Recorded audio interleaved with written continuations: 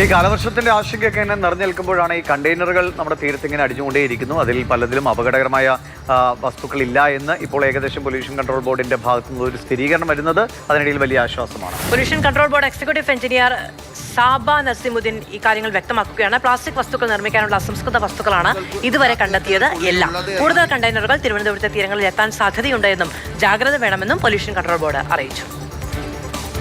ആ container number വെച്ചിട്ട് cross check ചെയ്യുമ്പോൾ അതിൻ്റെ അകത്തുള്ളത് ഷിപ്പ് സ്റ്റോക്ക് എന്നാണ് കാണുന്നത്. പ്രദേശത്ത് LDPE പ്ലാസ്റ്റിക് കവേഴ്സ് കാണുന്നുണ്ട്. ഇപ്പോൾ ഞാൻ നിൽക്കുന്ന സൈറ്റിലൊരു 8 എണ്ണം കാണുന്നു. ഇതിപ്പോൾ തൽക്കാലം നോൺ ഹസാർഡസ് ആണ്.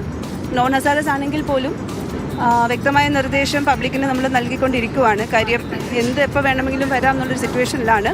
ആസ് ഓഫ് നൗ ഇപ്പോൾ വർക്കല തീരത്തും ചെറിയങ്കീഴ് തീരത്തും കണ്ട കണ്ടെയ്നേഴ്സിൻ്റെ നമ്പർ വെച്ച് ക്രോസ് ചെക്ക് ചെയ്യുമ്പോൾ നോൺ ഹസാർഡസ് ആയിട്ടുള്ള സാധനങ്ങൾ മാത്രമേ വന്നിട്ടുള്ളൂ. ഹസാർഡസ് ആയിട്ടൊന്നും